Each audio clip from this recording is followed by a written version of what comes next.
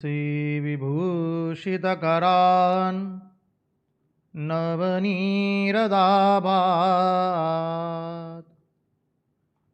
पीताम्बरात् अरुणबिम्बफलादरुष्ठात् पूर्णेन्दुसुन्दरमुखात् अरविन्दनेत्रात्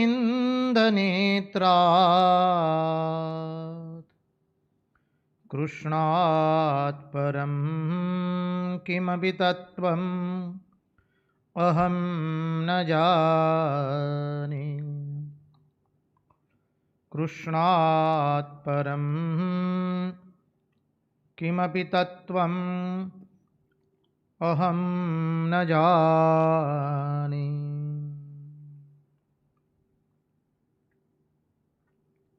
स्वस्ति श्री गणेशाय नमः। श्री सरस्वत्यै नमः। श्री गुरुभ्यो नमः। नारायणं नमस्कृत्य नरं चैव नरोत्तमं देवीं सरस्वतीं व्यास ततो जयमुदीरयेत्।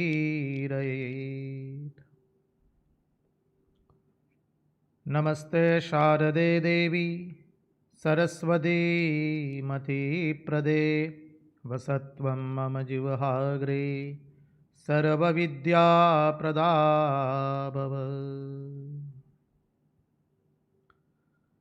अखण्डमण्डलाकारं व्याप्तं येन चराचरं तत्पदं दर्शितं येन तस्मै श्रीगुरवे नमः। सच्चिदानन्दरूपाय विश्वोत्पत्त्यादिहेतवे तापत्रयविनाशाय श्रीकृष्णाय वयं नुमः। ॐ नमः परमहंसास्वादित चरणकमलचिन्मकरन्दाय भक्तजनमानसनिवासाय श्रीरामचन्द्राय। विश्वसर्गविसर्गादि नवलक्षणलक्षितं श्रीकृष्णाख्यं परं धाम जगद्धाम नमामि तत्। ॐ स्थापकाय च धर्मस्य सर्वधर्मस्वरूपिणे अवतारवरिष्ठाय रामकृष्णाय ते नमः। मुगं करोति वाचालं पङ्गुं लङ्घयते गिरिं यत्कृपात्वमहं वन्दे परमानन्दमाधवम्। कृष्ण कन्हैया लाल की जय। भक्तवत्सल भगवान की जय। वृंदावन विहारी लाल की जय। भगवान श्री राम कृष्ण देव की जय। भागवत भगवान की जय। भागवत भक्त भगवान की जय। जय जगन्नाथ महाप्रभु जी की जय। ओम नमो भगवते वासुदेवाय।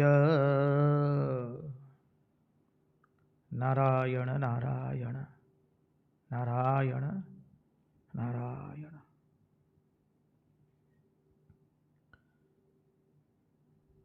सर्वप्रथम हम पूज्यपाद स्वामी आदि भवानंद जी महाराज के चरण कमलों में हमारे हृदयपूर्वक के प्रणाम निवेदित करते हैं।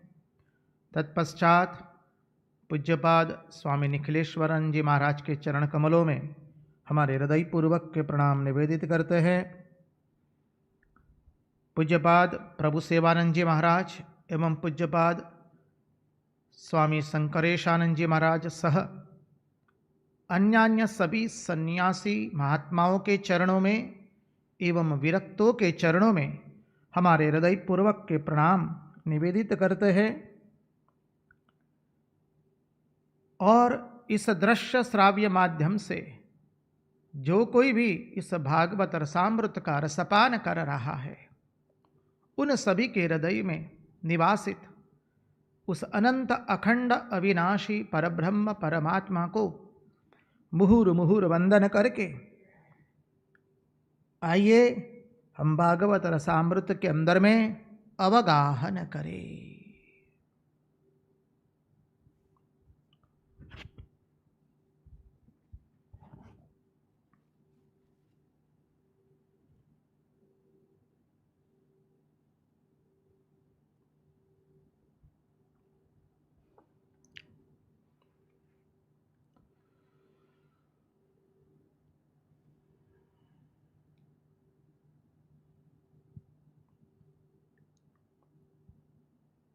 नारायण नारायण नारायण नारायण। जगन्नाथ स्वामी नयन पथगामी भवतु मे। भगवान जगन्नाथ जी के चरण कमलों में पुनः पुनः साष्टांग दंडवत प्रणाम करके आज रथ यात्रा का शुभ दिन है।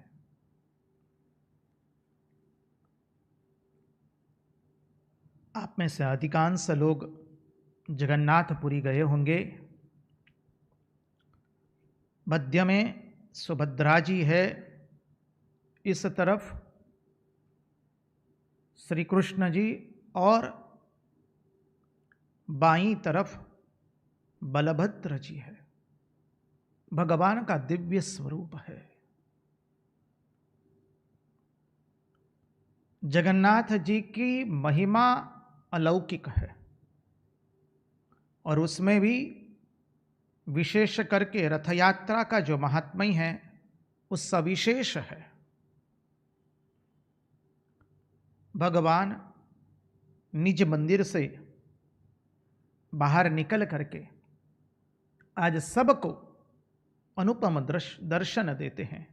अहेतुक कृपा सिंधु आज सबसे मिलने के लिए, जैसे सबको दर्शन देने के लिए आनंद से अपने रथ में विराजित होते हैं। जो लोग रामकृष्ण विवेकानंद वेदांत भावधारा से जुड़े हुए हैं उन्हें ज्ञात होगा, पूज्य मां श्री शारदा देवी भी रथ यात्रा के अवसर पर पुरी में गई थी और मां देख रही है अनेक लोग, असंख्य असंख्य लोग जगन्नाथ महाप्रभु जी की रथ यात्रा को खींच रहे हैं। मां गदगद हो गई। क्यों? क्योंकि जो महाप्रभु जी की रथ यात्रा को खींचता है वो मुक्त हो जाता है।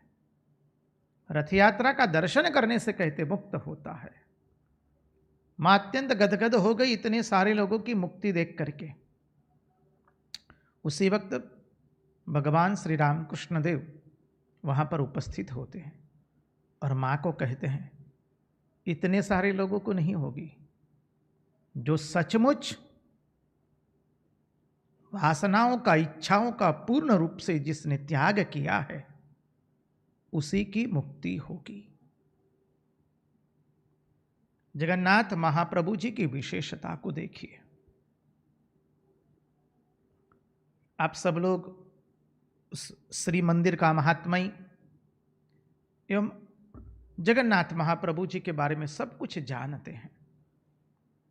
श्री रामकृष्ण देव ने भी रथ यात्रा के शुभ अवसर पर बलराम बाबू के वहाँ जो रथ खींचा था वो रथ आज भी वहाँ पर रखा गया है दर्शनार्थ। हम लोग उनका दर्शन करते हैं और श्री रामकृष्ण देव स्वयं बोले हैं कि मैं पुरी जा नहीं सकता हूं, पुरी एवं गया, दो तीर्थ।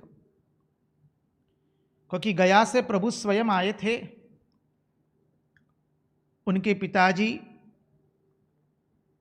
खुदीराम चट्टोपाध्याय जब श्रीधाम गया में गए थे तो वहीं पर उनको भगवान का दिव्य दर्शन प्राप्त हुआ और भगवान ने कहा कि मैं तुम्हारे घर आऊंगा।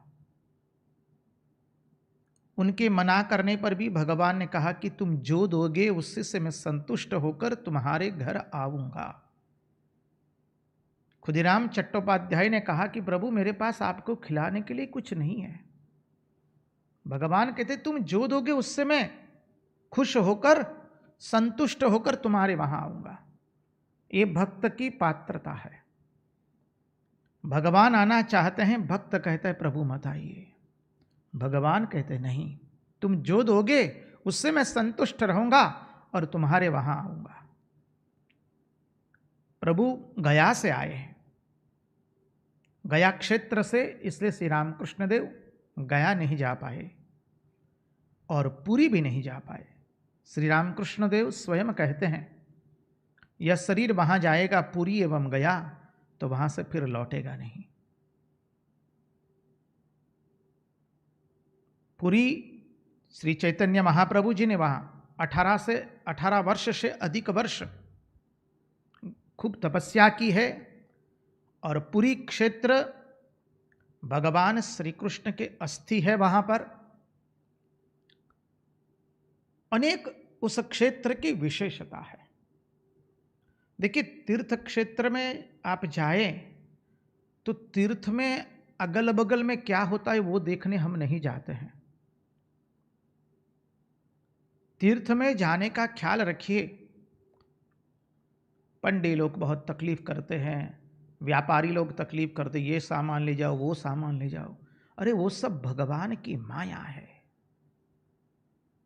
भगवान इस जीव को अपनी माया में डाल करके अपने को भुलाना चाहता है।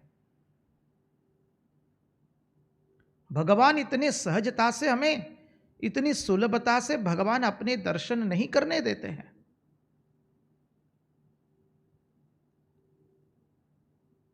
कई बौद्धिक लोग तो तर्क देते महाराज जो पूजा कर रहे हैं उन्हीं के अंदर में इतना विश्वास नहीं, पैसे के लिए दौड़े फिरते हैं, यात्रिकों को परेशान करते हैं। देखिए ये सब भगवान की माया है। हम उनको देखकर महाप्रभु जी के दर्शन करने नहीं गए, उनको देखकर श्रीधाम क्षेत्र में नहीं गए, श्रीधाम वृंदावन नहीं गए, श्रीधाम जगन्नाथपुरी नहीं गए, द्वारिका नहीं गए, उनको देखकर डाकोर उनको देख करके नहीं गए हैं, चार धाम उनको देख करके हम लोग नहीं गए, रामेश्वरम से लेकर कोई भी तीर्थ हम इसलिए नहीं गए हैं उनको देख करके। वहां जाकर के जगत की गंदगी को देखना नहीं है, नहीं तो इतने दूर आकर के इतना कष्ट करके आने का कोई मतलब ही नहीं रहा। वहां कितना कचड़ा है, वहां के लोग कैसे वो करते हैं। यही सब करना था तो फिर घर पे रहते भाई, वहां जाते क्यों हैं। तीर्थ में हम इसलिए नहीं जाते। तीर्थ वैसे तो तीर्थ में जाकर के रुकना चाहिए, श्रेष्ठ बात तो यही होते हैं। चातुर्मास जैसा वहाँ पर रुकना चाहिए, वहाँ साधन भजन करेंगे तब तीर्थ की महिमा पता चलती है। अब आज के इस सांप्रत समाज में मनुष्य को इतना समय नहीं मिलता है और समय मिलने पर भी उसकी जाने की इच्छा नहीं होती है। वो संबंधियों के वहाँ 2-3 महीना काट के आवेगा, तीर्थ क्षेत्र में काटने के लिए नहीं जाएगा, वास करने नहीं जाएगा। बुद्धि कर्मानुसारेण, इस सिद्धांत को मन में बिठा दीजिए। शास्त्र का सिद्धांत है हमारी बुद्धि हमारे कर्म के अनुसार ही कार्य करती है। समय है, संपत्ति है, इतनी संपत्ति दी है भगवान ने कि दाल रोटी हो जाए। तीर्थ में जाने की थोड़ी सुविधा भी कर दी है, फिर भी ये पामर मनुष्य तीर्थ में जाने का इच्छा व्यक्त नहीं करता है। कामारपुकुर जाइए, जयराम वाटी जाइए, बेलूड़ मठ जाइए, श्री रामकृष्ण देव की लीला स्थली में जाकर के रुकिए। कई सारे भक्त साल में एक बार जाकर के वहां रुकते हैं। कोई तीर्थ क्षेत्र में जाइए, वाराणसी जाइए, उस तीर्थ की महिमा पता चलेगी। और जब आकर के वहां जाकर के हम साधन भजन करेंगे, थोड़े अंतर्मुख होंगे, तब उस तीर्थ क्षेत्र का आनंद आवेगा। और यदि यहां पर इन लोगों की परेशानियां हैं, उन लोगों की परेशानियां हैं, शहर साफ सुथरा नहीं है, बहुत गंदा है, यहां ये नहीं वो नहीं, ये सब देखते रहेंगे तो भगवान हमें उनकी माया में फंसा देते हैं। भगवान कहता है बेटा तू अब इसी को लेकर रह बस। श्री रामकृष्ण देव कहते हैं सारा जीवन मूला खाया, इसलिए मूले का ही डकार निकलता है। हरिद्वार जाइए, कनखल जाइए, ऋषिकेश जाइए, गंगोत्री जाइए,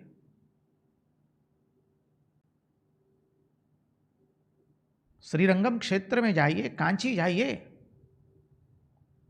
अवधपुरी जाइए। हम तो एक माई को जानते हैं, उस माई को तो हम वंदन करते हैं पुनः पुनः। उस माई के 2 बेटे सन्यासी है और एक बेटी सन्यासिनी है। माई की उम्र 80 वर्ष से अधिक की है आयु। माई के पति का निधन होने के पश्चात, शरीर चले जाने के पश्चात, माई अपने दूसरे पुत्रों का घर छोड़ करके अकेली चली जाती है श्रीधाम ब्रज क्षेत्र में, समझिए। और वहां जाके गोवर्धन में जतिपुरा गांव है, वहां पर किराए का मकान लेकर के सारा दिन साधन भजन करती है।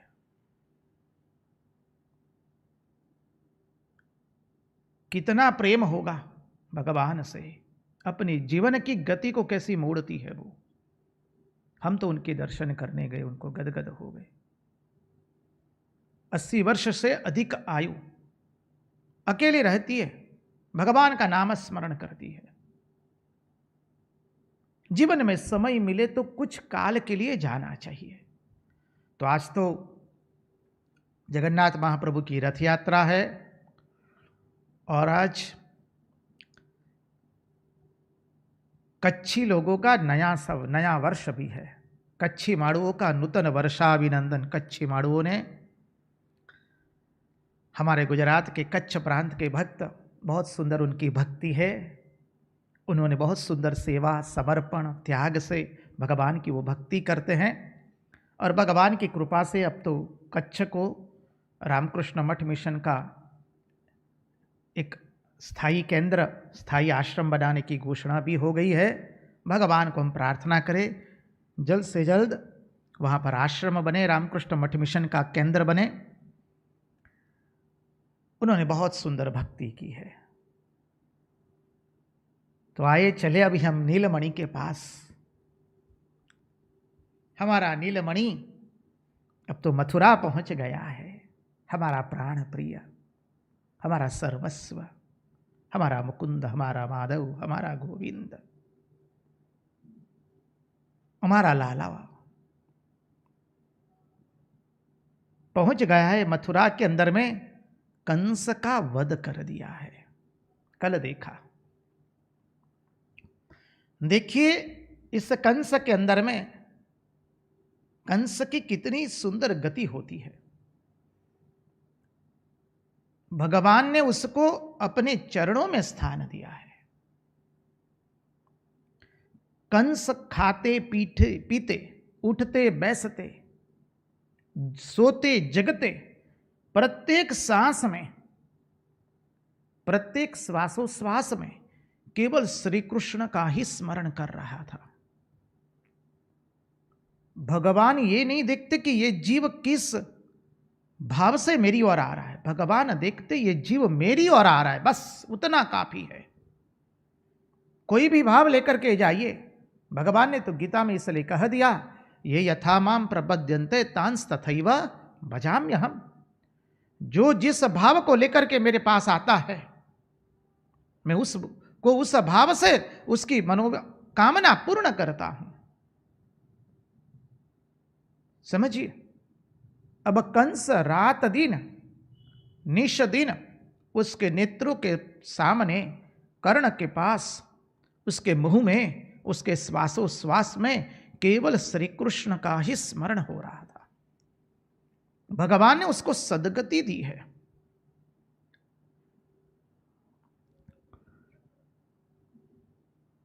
कंस सदैव श्री कृष्ण का ही चिंतन करता रहता था। भगवान ने उसको परम गति दी है। जब कंस का वध हो गया, और देखिए भगवान को अपने मामा जी को मारना ही नहीं पड़ा है। जब भगवान मंच पर चढ़ गए, कंस ने, कल देखा हमने, तलवार निकाली और ढाल निकाला। अब भगवान श्री कृष्ण को देख करके कंस का तो हृदय ही बंद पड़ गया। भगवान को कुछ नहीं करना पड़ा है, उसका हृदय बंद पड़ गया। भगवान उसके ऊपर गिरते हैं, वो नीचे गिर गया। भगवान उसकी छाती पर जड़ जाते हैं, तब तक तो वो निष्प्राण हो गया है। और जब कंस का वध हो गया, लोगों ने जय जयकार किया, कृष्ण कन्हैया लाल की जय। अब कंस के भाई जितने थे और बंधु जितने थे, वो सब दौड़े दौड़े आते हैं श्री कृष्ण एवं बलराम जी के पर हमला करने के लिए। अस्त्र शस्त्र लेकर के बलराम जी ने सबको निपट लिया और सबको पहुंचा दिया गोविंदाय नमो नमः करके। सबको ठिकाने पर लगा दिया, सबका निकंदन निकाल दिया। अब देखिए,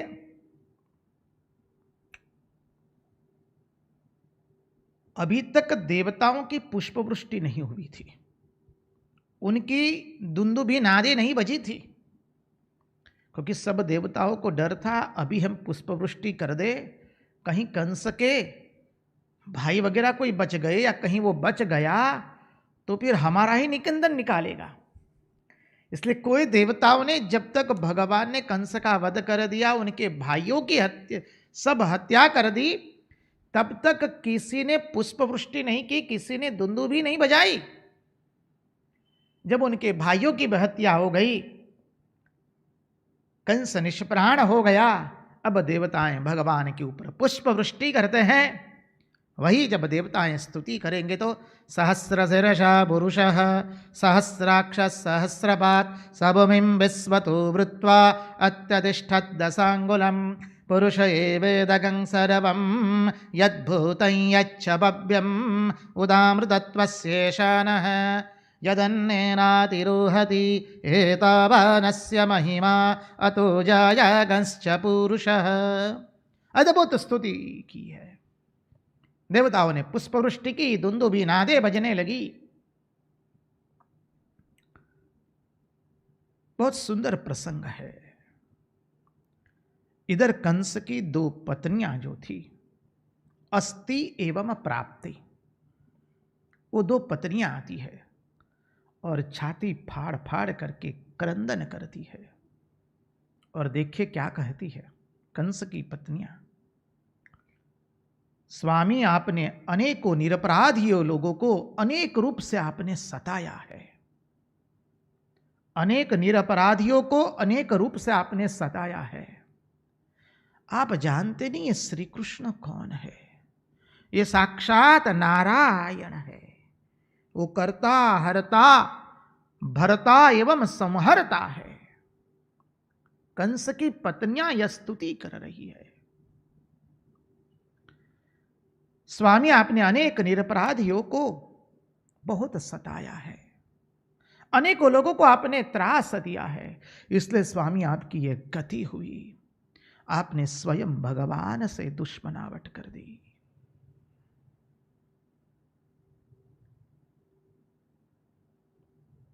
कंस की पत्नियां कहती है, हमारे स्वामी पर छोटे छोटे बालकों को मारने का बहुत बड़ा अपराध था। अपनी बहन पर अस्त्र उठाने का अपराध था। ऐसे अनेकों अपराध थे। स्वामी आप जानते नहीं, श्री कृष्ण स्वयं नारायण है। नमामि नारायण पाद पंकजम, करोमि नारायण पूजनम सदा, वदामि नारायण नाम निर्मलम, स्मरामि नारायण तत्त्वमव्ययम्। भगवान की स्तुति की है। देखिए, रावण मर गया तब उसकी पत्नी भी श्री राम को दूषित नहीं देती है। मंदोदरी भी रावण के मृत्यु पर कहती अच्छा ही हुआ उन्होंने अनर्थ किया था। यहां कंस की पत्नियां अस्ति एवं प्राप्ति दोनों कहती है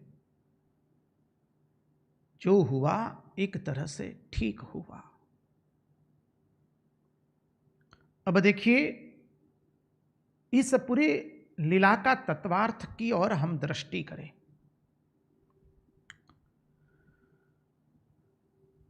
श्री कृष्ण रंगशाला में प्रवेश करते हैं। वहां चाणूर एवं मुष्टिक के साथ भगवान का मल्ल युद्ध होता है। चाणूर के साथ श्री कृष्ण का हुआ और मुष्टिक के साथ बलभद्र जी का हुआ है।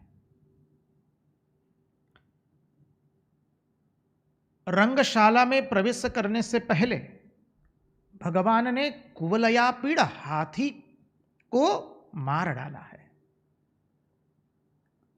अब देखिए, कंस ने श्री कृष्ण के सामने कैसे कैसे अवरोध पैदा किए थे। कुवलयापीड़ हाथी मद, मोह एवं दर्प का प्रतीक है। समझिए, मद, मोह एवं दर्प का प्रतीक है। मोह के कारण भगवान हमको दिखते नहीं है। इस मोह के कारण हम संसार में फंस गए हैं। हमने इसलिए विगत रूप से देखा था माया के दो स्वरूप। आप लोग चिंतन कीजिए। आप सब लोगों से हमारा नम्र निवेदन प्रार्थना रहेगी, बीते हुए सत्संगों का स्वाध्याय करते जाइए, तो आने वाले गूढ़ार्थ विषयों के तत्वार्थ को हम थोड़ा बहुत समझ पाएंगे। नहीं तो आगे श्रवण करते जाएंगे और पीछे का विस्मरण होता जाएगा। वो सत्संग नहीं हुआ, वो केवल बैठना हुआ।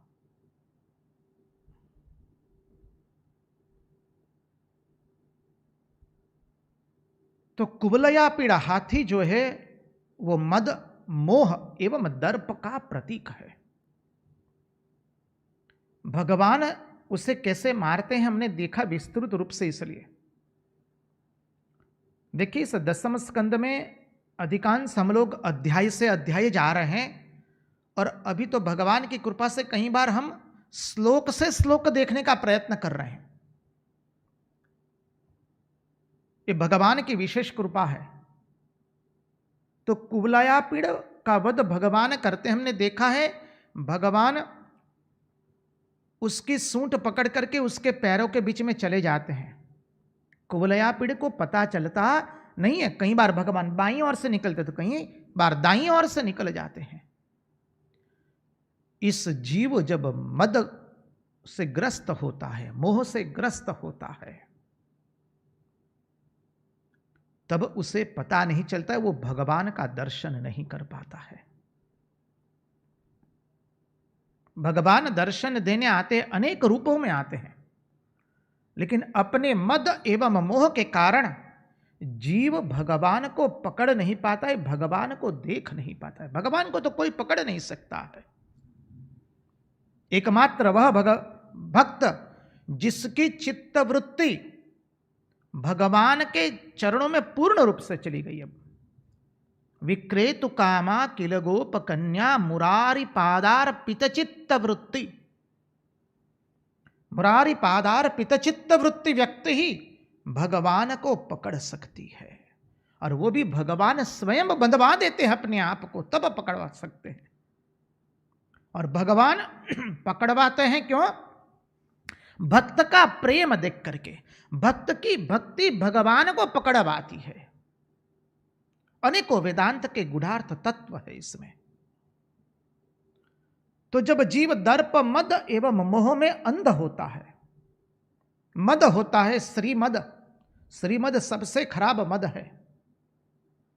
पद मद, प्रतिष्ठा का मद, सौंदर्य का मद, संपत्ति का मद तो देखा, श्रीमद वो संपत्ति का मद है। प्रतिष्ठा का मद, ख्याति विख्याति का मद, सौंदर्य का मद, कितने सारे मद है। जब वह मद होता है तो भगवान की ओर उसका रुझाव नहीं होता है। कुवलया पीड़ हाथी को मदिरा पिलाई गई थी। जीव ने वासना रूपी वो मदिरा भी है, क्योंकि कुवलया पीड़ हाथी मद और दर्प उसका प्रतीक है। मद दर्प एवं मोह का। तो जो मोह मद एवं दर्प से ग्रसित होता है वो वासनाओं का मदिरा पीता है, इच्छा रूपी मदिराएं पीता है। और जीव में जब यह अवस्था होती है भगवान की ओर उसका मन जाता नहीं है।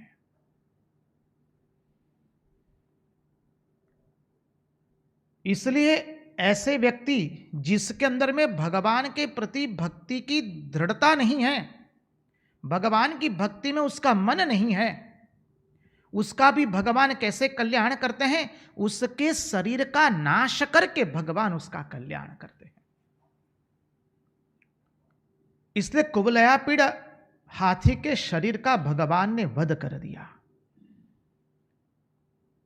अब भगवान रंगशाला में प्रवेश करते हैं। कल हमने देखा हमारा नीलमणि का क्या सुंदर शोभा है रंगशाला में। अपने हृदय में से इस दृश्य को कभी मिटाइए मत मानव। हमें तो अपने मन से, अपने मन को जिह्वा बना करके उसका सतत चिंतन करना है। मन को जिह्वा बना करके उसे चाटते रहना है।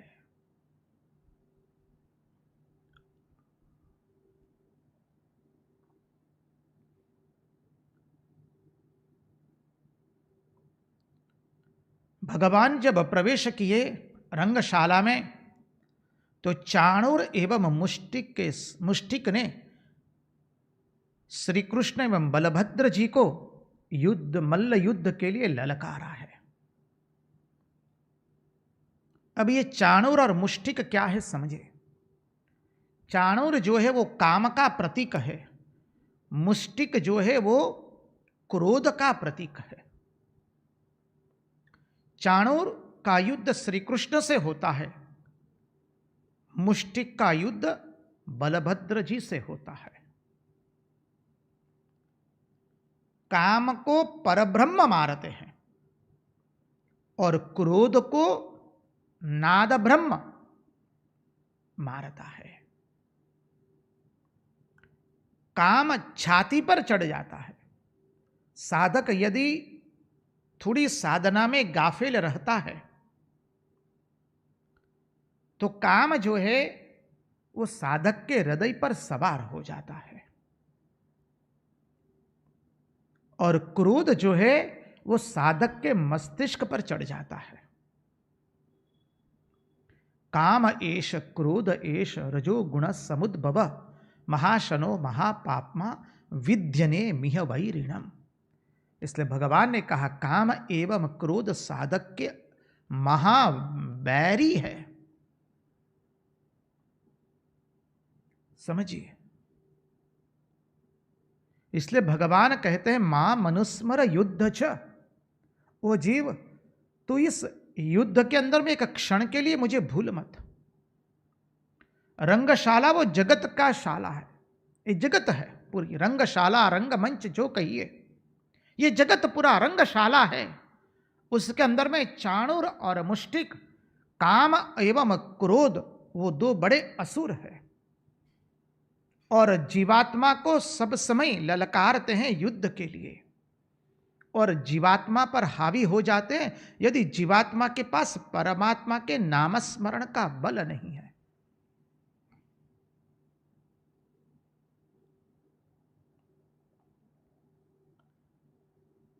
रावण काम का प्रतीक है, श्री राम पवित्रता का प्रतीक है, पवित्रता स्वरूप है।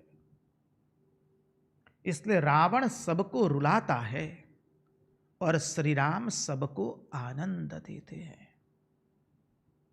इसलिए गाते ने संत प्रवर तुलसीदास जी ने कितनी सुंदर स्तुति लिखी है। श्री रामचंद्र कृपालु भज मन, हरण भव भय दारुणम, नव कंजलोचन कंज मुख कर, कंज पद कंजारुणम। श्री रामचंद्र कृपालु भज मन, हरण भव भय दारुणम। आप सबको वो स्तुति आती है, उसका नित्य पठन कीजिए, स्तुति गाइए। स्तुति में भगवान का सत्वगुण प्रकाशित होता है। स्तुतियों में प्राय सत्वगुण का वर्णन होता है। इसलिए जब श्री राम का चिंतन करते हैं, श्री कृष्ण का चिंतन करते हैं, रामकृष्ण देव, कोई भी शिव जी का, मां भवानी का, मां दुर्गा का, मां अंबा का, मां काली का, कोई भी परमात्मा के कोई भी स्वरूप का या संत महापुरुष का चिंतन करते हैं तो हमारे मन में पवित्रता जगती है, आनंद आता है।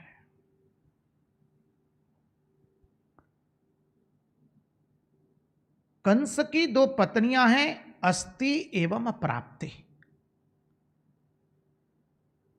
अस्ति अर्थात जो सब समय रात दिन केवल यह चिंतन करता है कि मुझे अभी तक इतना मिला, उसका नाम अस्ति, मुझे इतना प्राप्त हुआ। और प्राप्ति अर्थात जो रात दिन चिंतन करता है कि भविष्य में मुझे इतना प्राप्त होने वाला है। ये दो जो चिंतन करता रहता है, ये दो अवस्थाओं का, इतना धन मुझे प्राप्त हुआ, इतनी संपत्ति मुझे प्राप्त हुई, इतना सम्मान मुझे मिला, इतनी प्रतिष्ठा मुझे मिली, इतने लोगों की चाहना मुझे मिली, इतनी मेरी ख्याति विख्याति हुई, अब इतनी ख्याति विख्याति और मिलेगी, इतनी चाहना लोगों की और मिलेगी, इतनी वाहवाह लोगों की मुझे और मिलेगी, इतनी संपत्ति और मिलने वाली है, इतनी पद प्रतिष्ठा ख्याति विख्याति मुझे और मिलने वाली है। वो हो गया प्राप्ति। और अस्थि मानी इतना मिला है। ये दो अवस्थाओं का जो सतत चिंतन करता है उसका पति कंस ही बनता है। कंस अर्थात अहंकार, कंस अर्थात संसार के भोगों को भुगतने में ही जिसकी मनोवृत्ति प्रवीण है। कंस अर्थात जो दूसरे को त्रास देकर के, दूसरे को कष्ट देकर के अपने इंद्रियों के विषयों को भुगतना चाहता है, वो कंस। कंस अहंकार का प्रतीक है।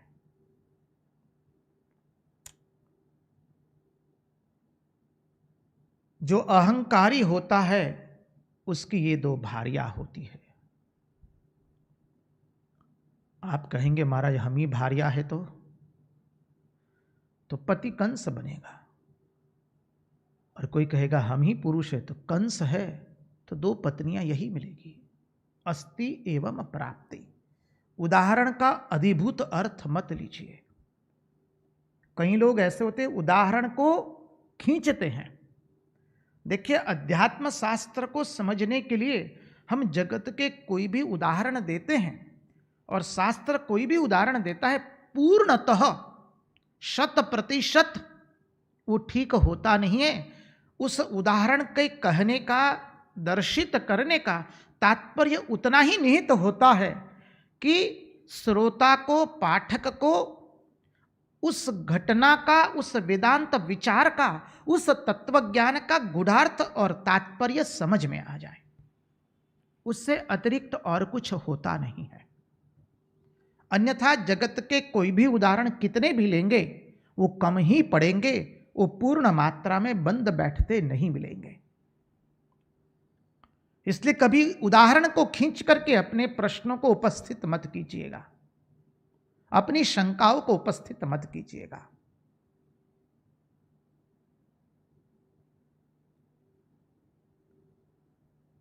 तो अस्थि प्राप्ति, ये कंस की दो भार्याएं हैं। चाणूर मुष्टिक काम एवं क्रोध का प्रतीक है। कुवलयापीड़ हाथी, मद मोह एवं दर्प का प्रतीक है। अब जब कंस की पत्नियां आई, विलाप करने लगी, भगवान ने अपनी मामियों को समझाया, उनको सांत्वना दी। तत्पश्चात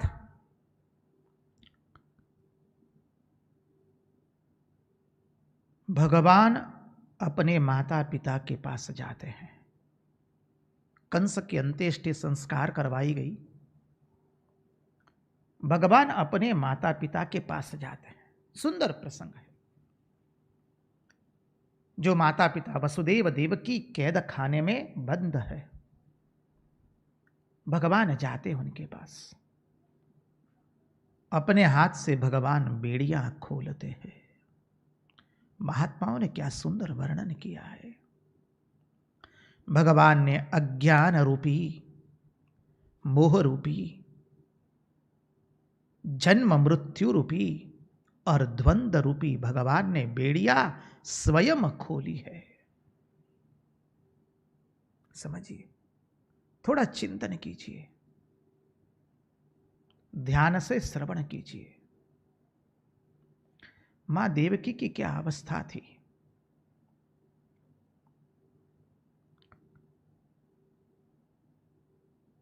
जब ब्याह हुआ वसुदेव जी के साथ, अब तो मेहंदी भी सुखी नहीं थी। देवताओं ने भविष्यवाणी कर दी, ओ मूर्ख, तू जिसका रथ चला रहा है उसी का 8वां गर्भ तुम्हारी हत्या करेगा। और कंस उस देवकी पर तलवार से प्रहार करने जाता है। हमने भागवत के इस प्रसंग में विस्तृत रूप से देखने का प्रयास किया है। आप कृपा करके उस सत्संग का स्मरण कीजिए। तब देवकी वसुदेव जी को नहीं कहती है कि आप मेरे पति बने हैं, ये असुर मुझे मार रहा है। एक पति के रूप में आप मुझे बचाने का आपका प्रथम कर्तव्य नहीं है क्या? ना अपने पति को कहती है, ना अपने भाई को कहती है कि भैया तुम क्या कर रहे हो, मैं तुम्हारी बहन हूं। अपनी बहन को मार रहे हो, अपनी बहन पर हथियार उठा रहे हो। ना अपने पति को कहती है कुछ भी, ना अपने भाई को कुछ कहती है। देवकी तो हाथ जोड़ के पूर्ण शरणागत है भगवान के प्रति। मुहुर मुहुर उस देवकी मैया के चरणों में हम वंदन करते हैं। ऐसी व्यक्ति के घर ही भगवान का जन्म होता है, पूर्ण शरणागति है।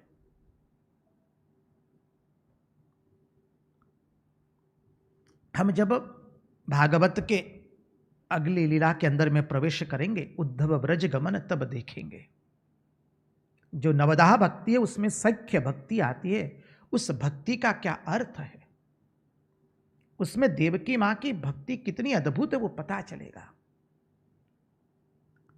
अब माता देवकी के 6 पुत्रों को जिसने उसके सामने मार डाला हो, थोड़ा चिंतन कीजिए।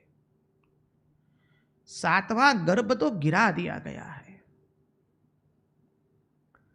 और 8वें गर्भ से परमात्मा का प्रगटीकरण हुआ। उस नवजात शिशु को देवकी मैया ने दूध पिलाया और तुरंत विदाई दी है। उस मां के हृदय की कल्पना कीजिए आप,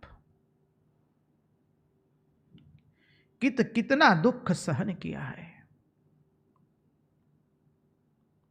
हृदय पर पत्थर रख करके मां अपने नवजात शिशु को कुछ क्षण के बाद अपनी आंखों के सामने से विदाई देती है। और उस भगवान जब शिशु बन के आए थे, भगवान ने कह दिया था, मां मेरा ये चतुर्भुज स्वरूप जो है, तमुद्भुतम बालकबम भुजे क्षणम चतुर्भुजम शंख गदायुधायुधम श्रीवत्स लक्ष्मम गलसौभिकौस्तुभम पीतांबरम शांद्र पयोदसौरलम। मां मेरे इस स्वरूप का ध्यान करो। मैं 11 वर्ष के पश्चात 11 वर्ष का बनूंगा, तब तुम्हें मुक्त करूंगा।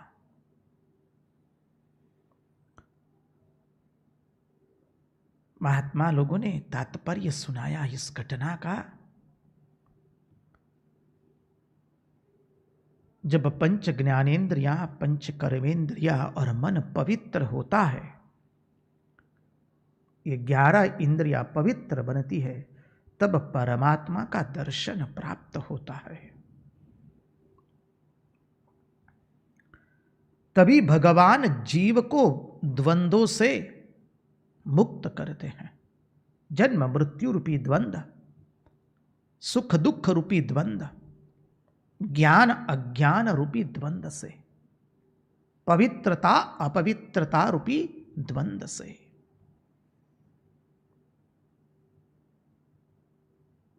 भगवान स्वयं आते हैं,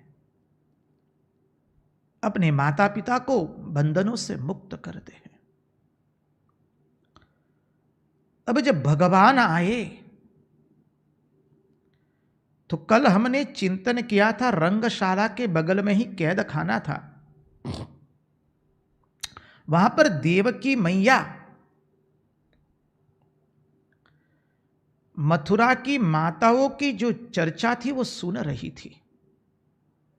मथुरा की माताएं, कल हमने देखा जब चाणूर के साथ भगवान का युद्ध हो रहा है, मुष्टिक के साथ बलभद्र जी का जो युद्ध हो रहा है, उस वक्त मथुरा की माताएं बैठी है। मथुरा में उनका मन चला गया है श्रीधाम वृंदावन में, ब्रज क्षेत्र में, और सब लीलाओं का गान कर रही है। देवकी मैया सब सुन रही है, नारायण को प्रार्थना कर रही है। जब भगवान ने चाणूर मुष्टिक का वध कर दिया बलभद्र जी के साथ, कंस के भाइयों को भी मार डाला, अब भगवान जब देवकी वसुदेव जी के पास आए, मैया देवकी और पिता वसुदेव जी के पास जब आए, तब इन दोनों को देखकर वसुदेव जी और देवकी मैया के मन में वात्सल्य का भाव उदय नहीं हुआ है। ध्यान दीजिए, उनके मन में यह भाव है कि ये तो साक्षात जगदीश्वर है, साक्षात भगवान है।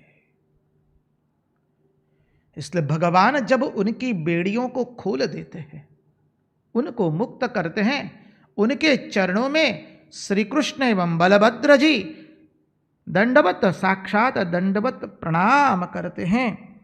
दोनों ने भगवान को आशीर्वाद दिया, लेकिन भगवान को गले से नहीं लगाया है, वक्षस्थल से नहीं लगाया है माने, क्योंकि मां जान गई है तो साक्षात मेरा नारायण है, ये साक्षात भगवान है। भगवान को मैं पुत्र रूप में कैसे समझूं? भगवान को मैं गले कैसे लगा सकती हूं? भगवान समझ गए कि देवकी मैया मुझे पहचान गई है। भगवान ने अपनी वैष्णवी माया को आदेश दिया कि मैया को जो मेरा स्वरूप ज्ञान हुआ है उस स्वरूप को भुला दिया जाए। वैष्णवी माया अपने स्वामी के आदेश का अक्षरशः पालन करती है और मैया के मन से भगवान के स्वरूप की विस्मृति हो जाती है और भगवान मैया के चरणों में और देवकी मैया वसुदेव बाबा के चरणों में वंदन करके उनकी स्तुति करते हैं। मैया, हम भी आपकी सेवा करना चाहते थे। आप जानते हैं, आप भी हमारी सेवा लेना चाहते थे, लेकिन कंस के इस त्रास ऐसा था कि हम आपकी सेवा न कर सके। मैया, बाबा, हम आपकी सेवा न कर पाए, हमें क्षमा कर दीजिए। बाबा, मैया, हमारा इतना जीवन व्यर्थ ही चला गया। क्या शब्द प्रयोग करते हैं श्री कृष्ण एवं बलभद्र जी। भगवान स्तुति करते हुए, माता पिता की स्तुति करते हुए कहते हैं, जिसके पास सामर्थ्य हो, संपत्ति हो, फिर वो यदि माता पिता एवं वृद्ध जनों की जो सेवा नहीं करता है, उसका हाथ, उसका शरीर, वो तो मुर्दे का शरीर है। भगवान ने घोषणा की है। भगवान स्तुति करते करते कहते हैं, माता पिता की वंदना करते हुए कहते हैं, जिसके पास सामर्थ्य है, शक्ति है, फिर भी वो अपनी माता पिता की और वृद्ध जनों की जो सेवा नहीं करता है, उसका शरीर तो वो तो मुर्दों का शरीर है।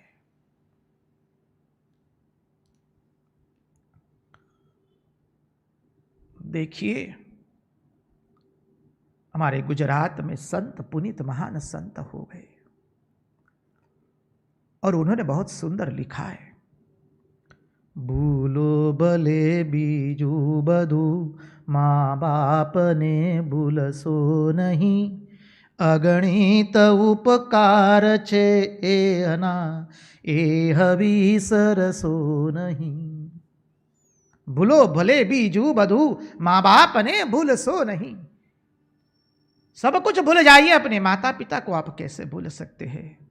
अगणित उपकार छे ए ना, ए हवी सरसो नहीं। उनके अनगणित उपकार है हम पर, उसको कभी विसरिए मत, उसका विस्मरण मत कीजिए। भगवान श्री कृष्ण बलभद्र जी माता पिता की स्तुति करते हैं और कहते हैं, बाबा, आपने हमको जन्म दिया, मैया, आपने हमको जन्म दिया, हमारा पालन पोषण किया, फिर भी हमने आपकी सेवा नहीं कर पाए। मैया, मैं आपको क्या कहूं, बाबा, मैं आपको क्या कहूं। हम 100 वर्ष तक भी आपकी सेवा करें तो आपके ऋण से अऋण नहीं हो सकते। मातृदेवो भव, पितृदेवो भव। भगवान माता पिता की वंदना कर रहे। मूल भागवत में स्तुति पढ़िए, बहुत सुंदर स्तुति की है। भगवान ने वंदन किया है माता पिता को। जब भगवान ने यह स्तुति की, भगवान के वैष्णवी माया कुंती मैया एवं वसुदेव जी पर आ गई। और हमारा नटवर, हमारा नीलमणि तो आप जानते हैं कैसा है, कर तुम अकर तुम अन्यथा कर तुम सर्व समर्थ। एक क्षण में मैया को सब भुला दिया। वहां मैया यशोदा को विश्वरूप भुला दिया था 2-2 बार एक क्षण के अंदर में। और आज देव की मैया को भुला दिया कि वो जगदीश्वर है, अरे वो योगेश्वरेश्वर है, वो जगत का नाथ है। मैया का वात्सल्य उमड़ उठा। मैया दोनों बालक को अपनी गोद में ले लेती है, अपने हृदय से वक्षस्थल से लगा लेती है। मैया के नेत्रों से अश्रुधाराएं बहती है, वसुदेव जी के नेत्रों से अश्रुधाराएं बहती है। वसुदेवम सुतम देवम कंस चाणूर मर्दनम देवकी परमानंदम कृष्णम वंदे जगद गुरुम। भगवान ने अपने माता पिताओं की चरण वंदना की है। बहुत सुंदर प्रसंग आएगा आगे का। उस लीला में प्रवेश करने से पहले महाराज जी से नम्र प्रार्थना रहेगी, कृपा करके एक सुंदर भजन सुनाइए।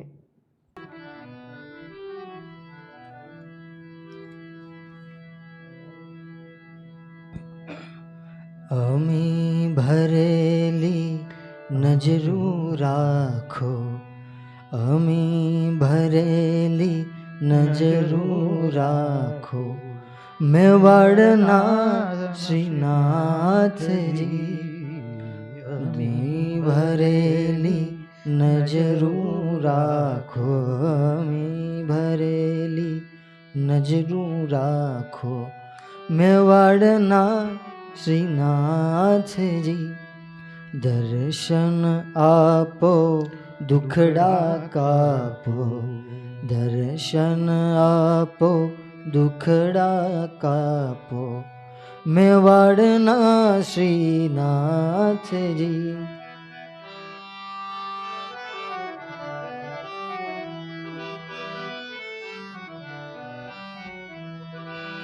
हो चरण कमल मां शीश नमावी, वंदन करूं श्रीनाथ जी। चरण कमल मां शीश नमावी, वंदन करूं श्रीनाथ जी।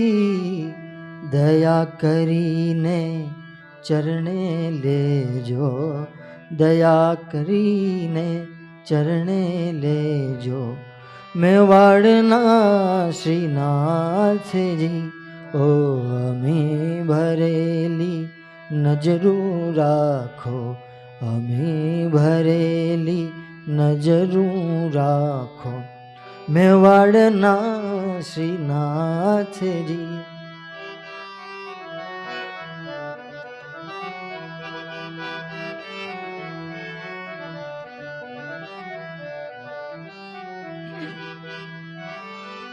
हो हूँ दुखियारो तारे द्वारे, आवी उभो श्रीनाथ जी।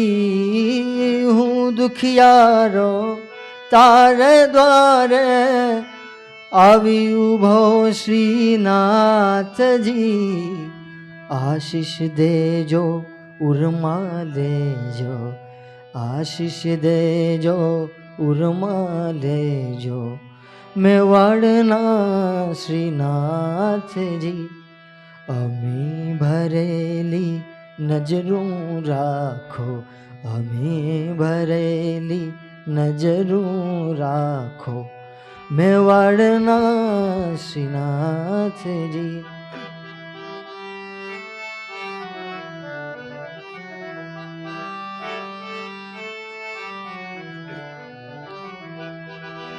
ओ तारे भरोसे जीवन नैया, हाकी रहो श्रीनाथ जी।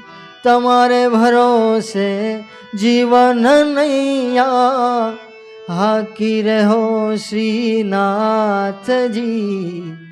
बनी सुकानी पार उतारो, बनी सुकानी पार उतारो, मेवाड़ना श्रीनाथ जी।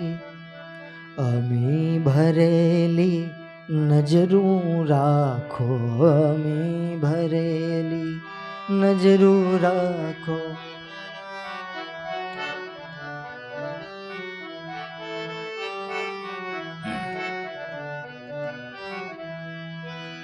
ओ भक्तो तमारा कर विनंती, सांभळजो શ્રીનાથજી ભક્તો તમારા કરે રે વિનંતી સાંભળજો શ્રીનાથજી મુજ આંગણીએ વાસ તમારો મુજ આંગણીએ વાસ તમારો મેવાડના શ્રીનાથજી અમે ભરેલી નજરું રાખો અમે ભરેલી નજરું રાખો મેવાડના શ્રીનાથજી ઓ મેવાડના શ્રીનાથજી હો મેવાડના શ્રીનાથજી કૃષ્ણ કનૈયા લાલ કી જય कृष्ण कन्हैया लाल की जय। तो चले अब आगे की लीला में प्रवेश करें। भगवान ने अपने माता पिता वसुदेव बाबा एवं देवकी मैया को साष्टांग दंडवत प्रणिपात करके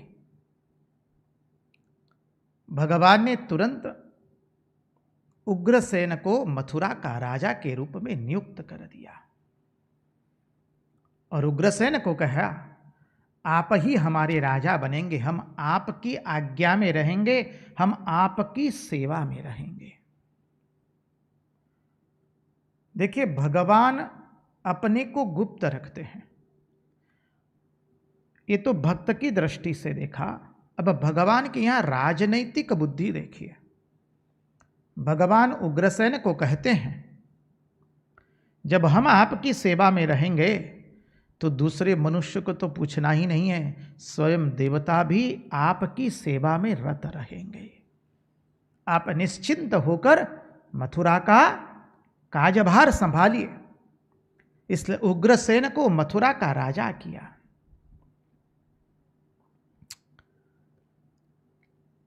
कंस के भय से जितने भी यादव भाग गए थे, और यहां पर एक बात भी चिंतनीय है, यादवों को श्राप मिला था कि वो राजा नहीं बन सकते हैं। भगवान की तो लीला एक होती है, उसके अर्थ अनेक होते हैं। उस प्रसंग में अभी नहीं जाएंगे। हम क्रमशः भगवान की लीला के अंदर में भगवान के साथ आगे चले तो जो यादव लोग कंस के भय से बिखर चुके थे, दूसरी जगह गुप्त रूप से रह रहे थे, दूर दूर चले गए थे, भगवान ने उन सब यादवों को पुनः बुलाया, वापस पुनः मथुरा में बुलाया, सबको धन धान्य दे करके बसा दिया और सबको आनंद प्रदान किया है भगवान ने। अब देखिए यहां पर द्वारिका मथुरा के अंदर में एक विलक्षण घटना घट गई। घटना क्या घटी?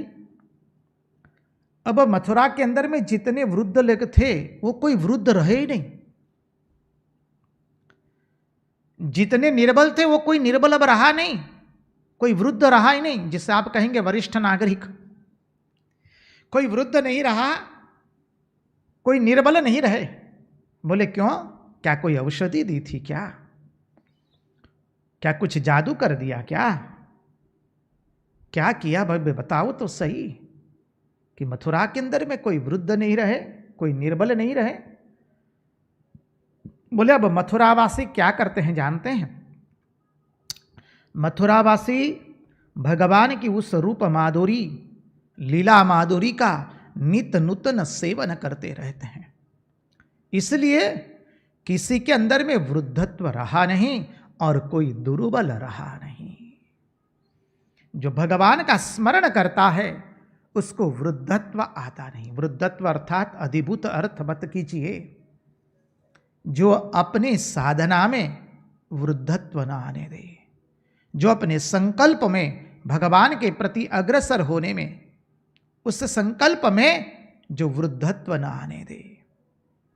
अपने संकल्प शक्ति को दुर्बल न बनाए, जो अपने शरीर की दुर्बलता को दुर्बलता जान करके भगवान नाम स्मरण से विच्युत हो जाए, वो ना आए। महात्माओं ने अनेक अर्थ किए, अद्भुत प्रसंग है ये। पहले भी हम कह चुके हैं, भागवत समाधि की भाषा है। भागवत की भाषा लौकिक भाषा नहीं है। हमारे वल्लभाधीश जी बहुत सुंदर कहते हैं, भागवत की भाषा समाधि की भाषा है। तो मथुरा के अंदर में कोई वृद्ध रहा नहीं, कोई दुर्बल रहा नहीं। अब श्री कृष्ण एवं बलभद्र जी, जिसका डर था, जो घटना घटने वाली थी, उसी के पास, उसी घटना के समीप आ पहुंचे। श्री कृष्ण एवं बलभद्र जी नंद बाबा के पास पहुंच गए। नंद बाबा के पास जाकर के दोनों ने साष्टांग दंडवत प्रणाम किए। नंद बाबा की आंखें, उनके नेत्र अश्रुओं से भर गए। श्री कृष्ण एवं बलभद्र जी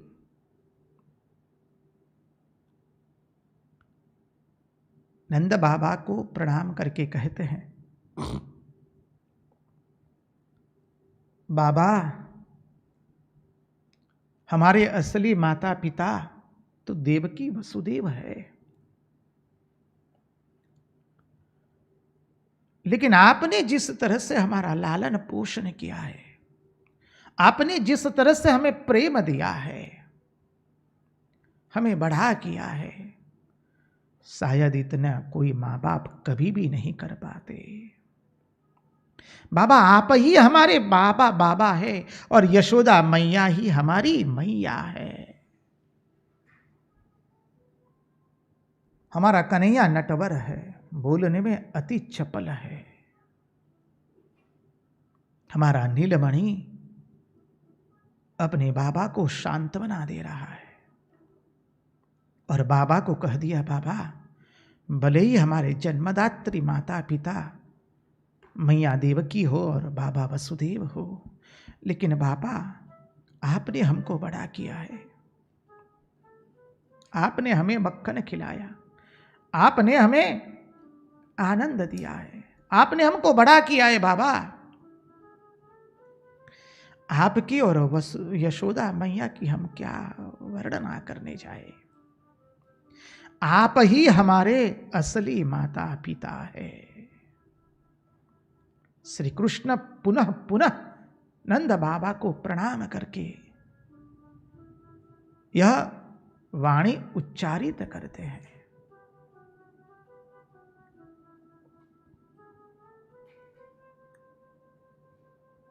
बाबा को सांत्वना देते हुए नंद बाबा को श्री कृष्ण कहते हैं,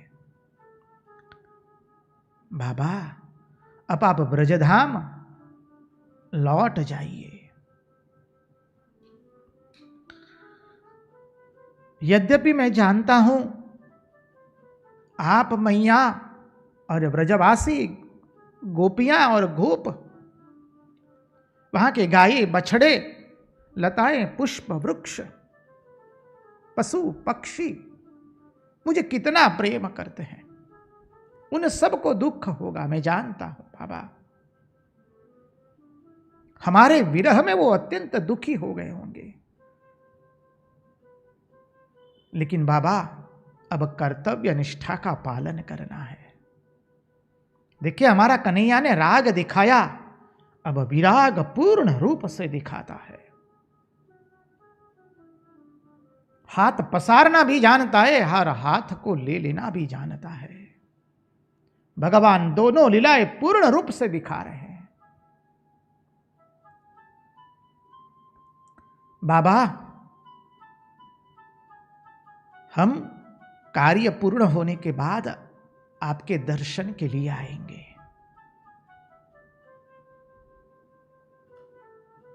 अभी मथुरा वासियों को सुरक्षा प्रदान करनी है और अनेक कर्तव्य कर्म पूर्ण करने हैं। हम कार्य पूर्ण करके आपकी और यशोदा मैया के दर्शन करने के लिए आवेंगे।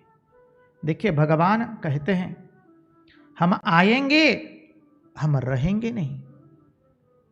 भगवान के शब्द को समझिए। भगवान कहते हैं कर्तव्य कर्म से जब थोड़ा अवकाश मिलेगा, पूर्ण होंगे, तब हम आपके दर्शन के लिए आवेंगे। नंद बाबा की आंखों में अश्रु से भर गए। महात्माओं ने समझाया इतनी वेदना हुई है, साथ साथ में कंठ अवरुद्ध हो गया है। आंखों में से, नेत्रों में से अश्रु की धारा भी नहीं निकल पा रही है, एक एक बूंद टपक रहा है, कंठ अवरुद्ध हो गया है। श्री कृष्ण नंद बाबा को और गोपों को साधन सामग्री, भेंट इत्यादि दे करके उनको विदाई करते हैं।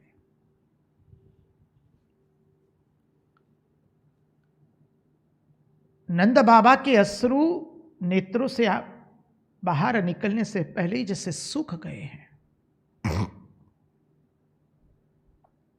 नंद बाबा ने दोनों बालकों को गले से लगा लिया है। मानव थोड़ा चिंतन करो, यही दोनों बालकों को नंद बाबा ने अपनी गोदी में पाला पोसा है। और वह जो यही बालक ने कितना आनंद दिया था। स अनिर्वचनीय प्रेम स्वरूप, स अनिर्वचनीय आनंद स्वरूप। ये विशुद्ध प्रेम है, कोई सामान्य प्रेम नहीं है। कोई माता पिता का अपने संतान के प्रति प्रेम होता है, लेकिन वो जागतिक प्रेम है। यहां पर नंद एवं यशोदा मैया का प्रेम कोई जागतिक प्रेम नहीं है, ये विशुद्ध पूर्ण प्रेम है। जिस प्रेम में प्रेमी भोक्ता नहीं बनता है, समझिए। वो अपने को आनंद प्राप्त हो इसलिए श्री कृष्ण को प्रेम नहीं करते हैं। श्री कृष्ण को प्रेम मिले, श्री कृष्ण को आनंद मिले, उसके कारण वो श्री कृष्ण को प्रेम करते हैं। और नंद बाबा का कंठ अवरुद्ध हो गया। बाबा को सांत्वना दी, अनेक भेंट सामग्रियां दे करके गोप बालकों के साथ बाबा को विदाई दी है। गोप बालक भी कुछ बोल नहीं पाए। आज तक सोचते थे कि कन्हैया हमारा मित्र है, उसके कंधों पर चढ़ करके हम भांडीर वन तक गए। कुछ भी आपत आने से हम केवल कन्हैया कन्हैया पुकारा करते थे, और कन्हैया सब विपत्तियों से हमारी रक्षा करता था। सबका कंठ अवरुद्ध हो गया, नेत्र के जल सूख गए। इतने विरह की वेदना है वो। अब देखिए श्रीमद् भागवत में, मूल भागवत में, इसके बाद नंद बाबा जब ब्रजधाम में वापस आते हैं तो उसका वर्णन नहीं है। शुकदेव जी ने वो वर्णन नहीं किया है।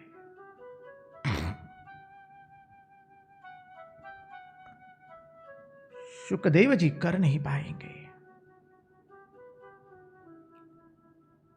महात्माओं ने अनेकों तरह से उसका ध्यान करके वर्णन किया है।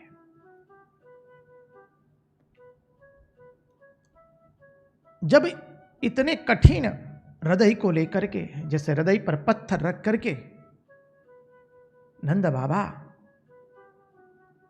जब ब्रजधाम लौटे, तो यशोदा मैया ने जो शब्द उच्चारित कर दिए, कभी कोई नारी अपने पति के प्रति वो शब्द उच्चारित नहीं कर सकती है। यशोदा मैया ने कह दिया, अरे आप मेरे कलेजे के टुकड़े को वहां रखकर कैसे आ गए? अच्छा होता आप वहीं पर मर जाते, आप वापस क्यों आए? आप वहीं पर मर जाते तो अच्छा रहता, आप पुनः लौटे क्यों ब्रजधाम में?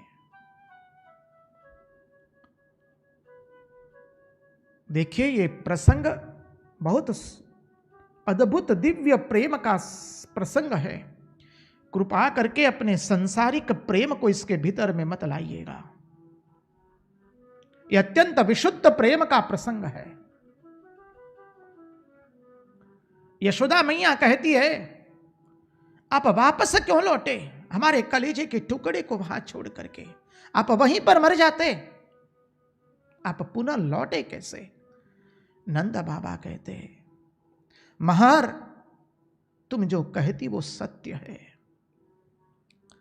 मुझे वहीं पर मर जाना चाहिए था, लेकिन महर सुनो, यदि मैं वहीं पर कृष्ण प्रेम के अंदर में मेरा शरीर त्याग देता, कृष्ण विरह के अंदर में, तो श्री कृष्ण पर क्या गुजरती? तुम वह सोचो महर। नंद बाबा मैया को समझा रहे,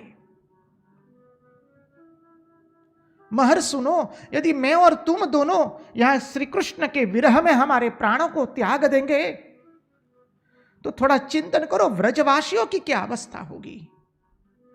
क्या फिर वो जीवित रह पाएंगे? वो भी कृष्ण प्रेम में अपने शरीर का त्याग कर देंगे। और जब हमारे प्राण प्रिय श्री कृष्ण को यह पता चलेगा कि बाबा और मैया ने ब्रजवासियों सहित हमारे विरह में अपने शरीर का त्याग कर दिया है, तो तुम तो जानती हो श्री कृष्ण का हृदय कितना कोमल है।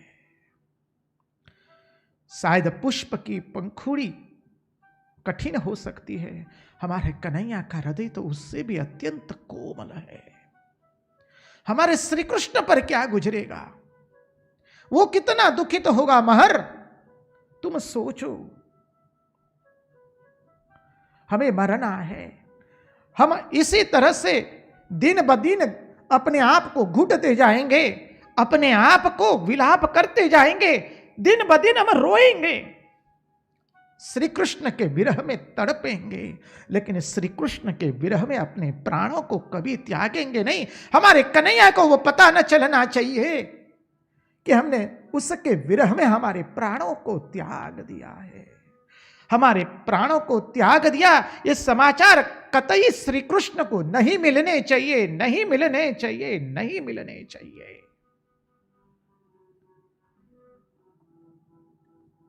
नंद बाबा एवं मैया यशोदा का ये विशुद्ध प्रेम का चूड़ांत दर्शन करा रहे हमारे महात्मा, उनके चरणों में हम साष्टांग दंडवत प्रणाम करते हैं। भगवान ब्रजवासियों के कितना प्रेम करते थे। नंद बाबा ब्रजवासियों को कहते हैं, श्री कृष्ण जाने से पहले कह के गए हैं, उन्होंने अपने प्राणों को हमारे हृदय में रख दिया है, और हमारा कन्हैया ने कहा था उसके प्राणों को हमें संभाल करके रखना है। हमारे श्री कृष्ण के पास से समाचार नहीं जाने चाहिए कि उसके विरह में हम तड़प तड़प करके हमने अपने प्राणों को त्यागा है। इस श्री कृष्ण प्रेम का ये विशुद्ध प्रेम, जिस प्रेम की कल्पना तक मनुष्य नहीं कर सकता है, वो विशुद्ध प्रेम नंद बाबा एवं यशोदा मैया प्रदर्शित करते हैं। हम तो भागवत भगवान के श्री चरणों में साष्टांग दंडवत प्रणाम करते हैं पुनः पुनः। भगवान उस प्रेम की एक झलक देना हमें, ताकि हमारा जीवन धन्य बने। उस विशुद्ध प्रेम के प्यासी हमको बनाना, जिसमें प्रेमी भोक्ता नहीं बनता है। प्रेमी अपने प्रेमी को उसी के लिए प्रेम करता है कि उसे आनंद मिले। हमें आनंद प्राप्त करने के लिए हम किसी को प्रेम करते नहीं हैं। श्री रामकृष्ण देव भी यही बात बताते हैं। श्री रामकृष्ण देव कहते हैं, इसलिए स्वामी विवेकानंद ने भी श्री रामकृष्ण देव के बारे में कहा, मेरे माता पिता ने मुझे क्या प्रेम किया है, जो प्रेम श्री रामकृष्ण देव ने मुझसे किया है जगत में कोई नहीं कर पाएगा। वो विशुद्ध प्रेम है। हमें अन्यथा रूप से मत लीजिए। माता पिता का प्रेम तो उसकी तुलना नहीं कर सकते हैं, लेकिन माता पिता के प्रेम से ऊपर का स्थान गुरु का है। समझिए, माता का पिता का प्रेम शुद्ध प्रेम है। यहां पर जो प्रेम का दर्शन कराया है वो भगवान के विशुद्ध प्रेम का दर्शन कराया है। नंद बाबा ने सबको समाचार दिया, सबको शांत बना दी। गोपजन गोपी जन यशोदा मैया। और यहां पर मथुरा में आगे की लीला घटने वाली है। आज की कथा यहां पर भगवान नंद बाबा एवं वसुदेव गोप बालक को विदा करते हैं। सबको प्रतीति हुई कि श्री कृष्ण जैसे उनके हृदय में है। मैया को भगवान ने कहा था, मैया अब मैं तुम्हारे साथ सदैव रहूंगा तुम्हारे हृदय में। गोपियों को कहा था, गोपियां अब तक तो मैं केवल एक ही ग्रह में था, अब तो तुम्हारे प्रत्येक के घर में मैं वास करूंगा। और भगवान ने ये आश्वासन देकर के व्रजधाम को छोड़ा था।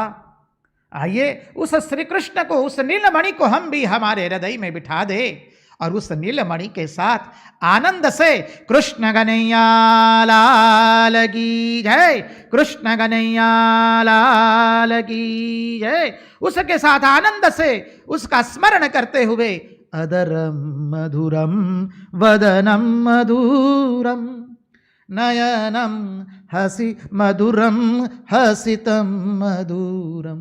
भगवान के लीला का श्रवण करते करते आनंद से भगवान का चिंतन करके आज की इस वाणी उन्हीं को अर्पण करते हुए आज की कथा की विराम देते हुए कृष्ण कन्हैया लाल की जय, भक्त वत्सल भगवान की जय, वृंदावन बिहारी लाल की जय, जगन्नाथ महाप्रभु जी की जय, सब संतन की जय, सब भक्तन की जय। ओम नमः पार्वती पतये हर हर महादेव हर।